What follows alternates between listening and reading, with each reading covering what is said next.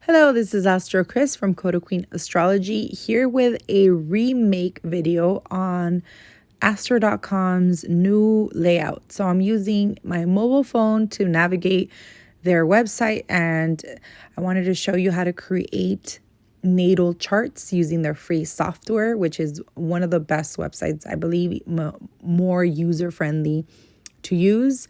I'm also going to cover sun charts and noon charts really quickly. I'm going to show you how to cast them. And this is something that we use when you do not have a birth time. I'm also going to show you how to cast a chart without a birth time. So stick around. So what you're going to do is when you're casting a chart, obviously you do have to have a profile. You have to log in, because if you don't, you haven't had your profile saved. So you're not going to be able to use any of the other features. So just say you already logged in, right? You created your profile and you're logged in. So we're going to click on this hamburger icon on the right. Once you're there, you're going to click on free horoscopes, and then it slides down, and we're looking for the extended chart selection because that's like the software that allows you to change things up. So we are then clicking on horoscope drawings. That drops down, and you can then select on extended chart selection, and they'll take you there. So they kind of compress this. Before, it would kind of automatically it would be without the option of hiding. It wasn't like that before. So I do have a lot of things opened. I'm going to go ahead and clear them because then it'll be a little overwhelming. So I think that looks good. So you can see the chart.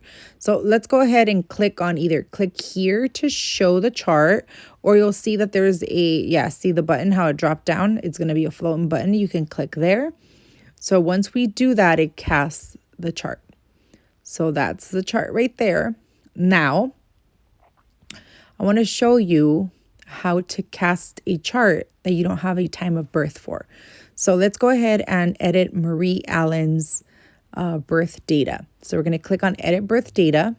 Once we're there, we're going to click on unknown and obviously remove the 15 minutes, and then we click continue so it can cast the chart.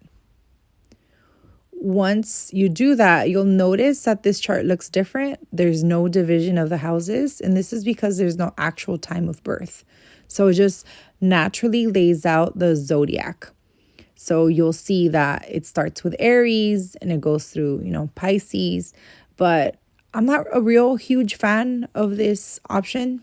I really feel like if you don't have a time of birth, you should read the chart based on the perspective of the sun, or by either placing it on the ascendant or placing it on the midheaven. So I do entertain this one, but I feel like it doesn't give me as much information. Everyone will develop their own interpretation style, and this is just one that I don't really favor. So let me show you now how you can cast a sun chart. So a sun chart, you're going to click on edit again. A sun chart is placing the sun in the first house, because we're going to place it in the first house. That's when the sun is rising. So because this person was born in January and the sun rises a little later, like if the person was born more like towards the summer, I like to use 5:55 around that time. By then, it's definitely a rising sun. But in the winter, here in the northern hemisphere, around 6:15 is what I play with, just because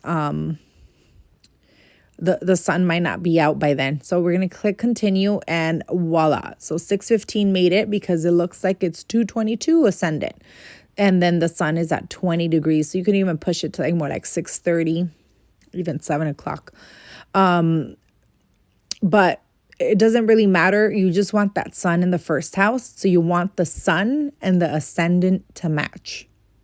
Try to get it as close as possible to the ascendant, but I use whole signs.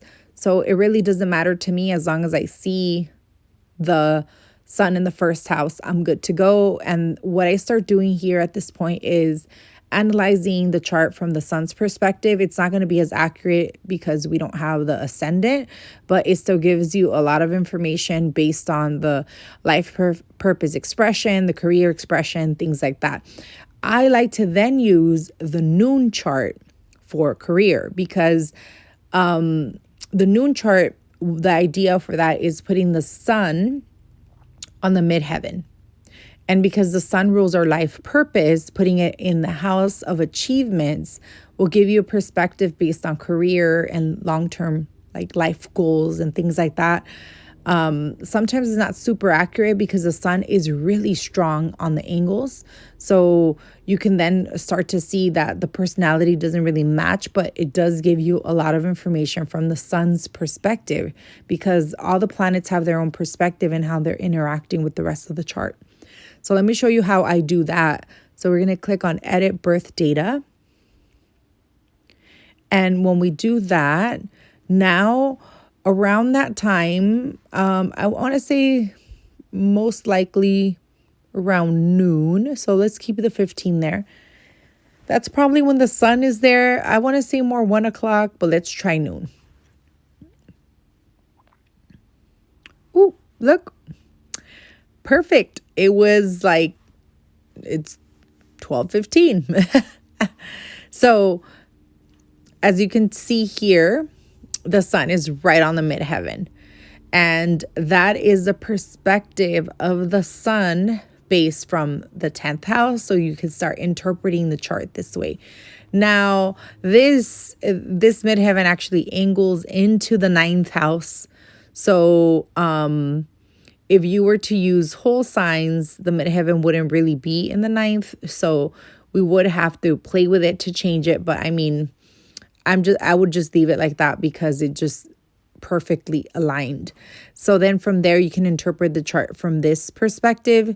You can actually do this to find more information on the career and achievements of the person because the sun is one of the career indicators. Again, it would not be as accurate as having the person's time of birth. And this is why I prefer either doing a sunrise chart or a noon chart over the no time, because at least it kind of lays out some of the houses and it gives you perspective of how the sun sees the rest of the layout from his perspective being placed on one of the angles. And you can also do a sunset chart. And the sunset chart actually gives me more information. I like to use all the angles actually. A midnight chart, sunset chart. Those are, and it's the same concept. You will go and modify the time. So like, let's go and do this now. Edit birth data. And let's say we're going to just do 6 p.m. So then hit continue. So see, we see that the sun, actually this is like, let's go back and modify it because it's an Aquarius DC. So, this is where you'll need to play with it a little. Oops. Edit birth chart data. So let's go ahead and say maybe 5. Yeah, let's keep it. Let's see, 5:15. And let's see what shows up for us. Perfect. So it looks like 5:15. So, it's still a Capricorn DC. The sun is in Capricorn. So this one has already set. You could even go back and forth to just to have it right on the DC if that's what you want. But anything under this line right here is like the planet has set. It's under the horizon. Anything above this line, the planet is rising. So it's above the horizon, right? So from this perspective, we would get more information in regard to how the person partners and also their love affairs, information about love lessons. Again, not as accurate, but you're trying to get creative, because this is basically not having a time of birth is for those people that they need a rectified chart, and that does take an experienced astrologer to do. And these are the things that you have to go through. There's a lot of steps to do that, to rectify a chart, and it's very time consuming. So a lot of astrologers don't like to do that. You can even rectify your own chart even if you have your time of birth, because a lot of the times the nurses are not too concerned to document the exact time that you took that breath of life, right? So they can ballpark it, and you'll see that sometimes things happen for you either before or after the exact aspect has perfected, and you start kind of honing in on your time of birth based on that, based on external events, and also life events that you've done in your life, like had a child, got married, got divorced, etc. It'll give you more information based on that. So you'll just have to play with it. It's a lot. There's a lot of questions to ask. I'm not really fond of doing that either. I really just feel like it's very time consuming, and I rather provide a service that is going to be more life changing for my client than attempting to rectify. Now, if we've really need to, then I'll go ahead and offer that service. But something that is not like my favorite thing to do in astrology, even though I love astrology. So again, you would place the sun in the 7th house to get more perspective on contracts, negotiations, love, partnerships, legal affairs, things like that. And then the last one would be the midnight chart, which would place the sun in the 4th house. And that's going to give you more information based on your inner self, the deeper side of the soul, and also the home life.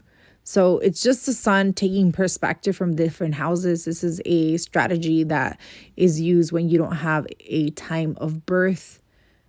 Emphasizing this again, not as accurate as having your time of birth, but it's well worth the experiment, because I have gotten a lot of information from people's charts based on this. So I hope you enjoyed this video. If you liked this video, don't forget to subscribe. Comment below. Let me know what other type of videos on astrology you would like me to create, and follow me. Thank you so much. Have a great day. Bye.